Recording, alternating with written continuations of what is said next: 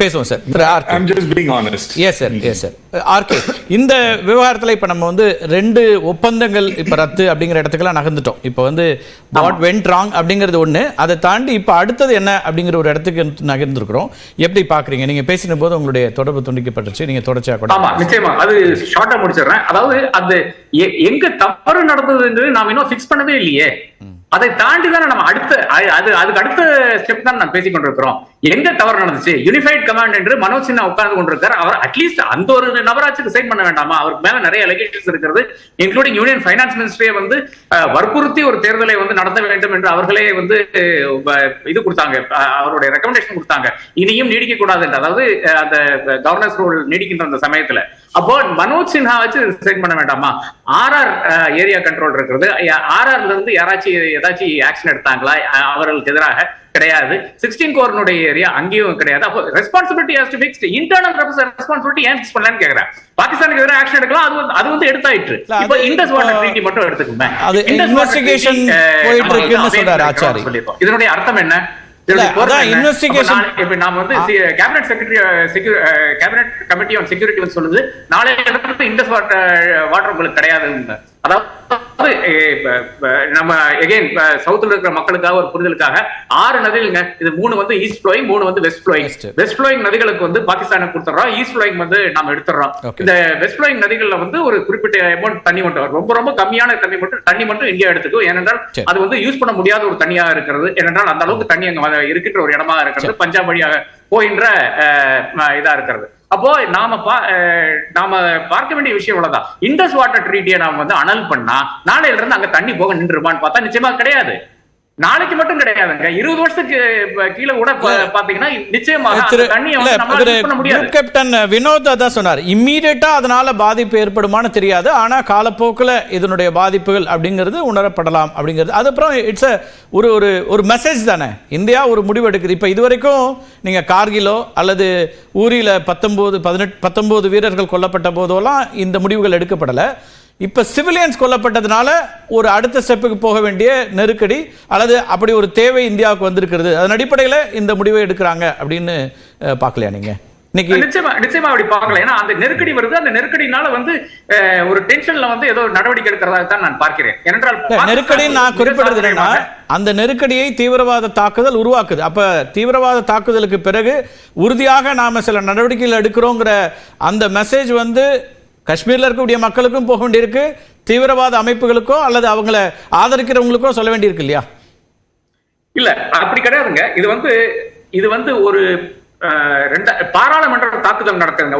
இதுக்கு ஒரே ஒரு பாராளுமன்றம் தான் இருக்குது. பாராளுமன்ற தாக்குதல் நடக்குது. அந்த பாராளுமன்ற தாக்குதல் நடக்கிற டைம்ல வந்து பாகிஸ்தான் ஏறத்தாழ ஒரு பெரிய நாடாக, இல்லை என்றால் இன்டர்நேஷனல் கமிட்டி ஆஃப் நேஷன்ஸ்ல வந்து ஒரு மதிப்பிருக்கின்ற ஒரு நாடாக இருந்தது. இன்னைக்கு என்ன நிலை? இன்னைக்கு கிடையாது. மன்மோகன் சிங் வந்து ஆபீஸ் டெமிட் பண்ணும்போது பாகிஸ்தான் வந்து ஒரு ஆல்சோ ரேன் ஒரு ரோக் கண்ட்ரியாக மாறிவிட்ட.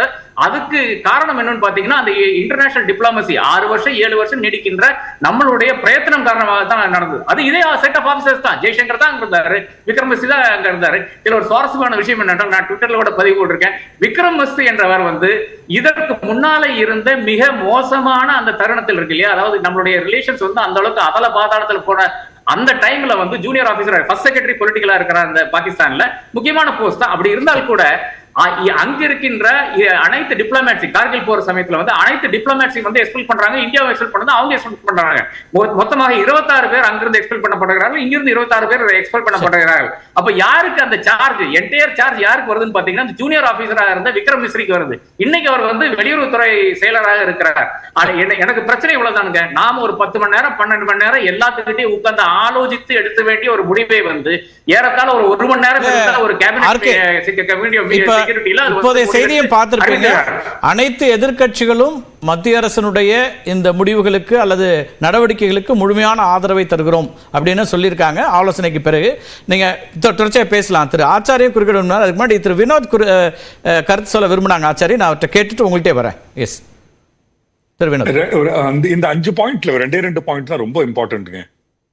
ஒண்ணு, இந்த பாகிஸ்தான் ராணுவ ஆலோசனை கொடுக்குற ஆளுங்க இருக்காங்க இல்லையா, அவங்கள வெளியேற்றுதல், அது ரொம்ப ஒரு இம்பார்ட்டன்ட் பாயிண்ட். இந்த ராஜதந்திர பணியாளர்களை குறைத்தல், இது ரெண்டும் என்ன காட்டுதுன்னா 1 week to 10 days ஏதாவது ஒரு ஆக்ஷன் ஆக போகிறது, ஓகே, அதனுடைய ஒரு இண்டிகேஷன். அண்ட் பாக்கி 3 பாயிண்ட் நான் வந்து இன்னொரு ரெட் ஹெரிங் மாதிரி, இன்க்ளூடிங்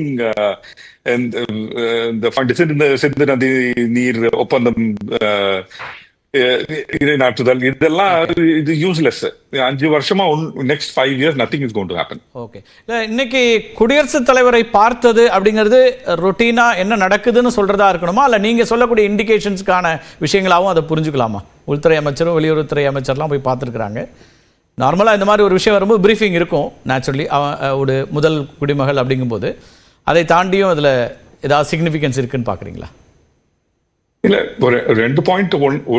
மோஸ்ட் இம்பார்ட்டன்ட் பாயிண்ட் என்னன்னா, நம்ம கண்ட்ரியில இந்த மாதிரி ஏதாவது ஆச்சுன்னா எல்லா பாஜகவா இருக்கட்டும், சிபிஎம்மா இருக்கட்டும், எல்லா பார்ட்டியும் ஒன்னா வந்து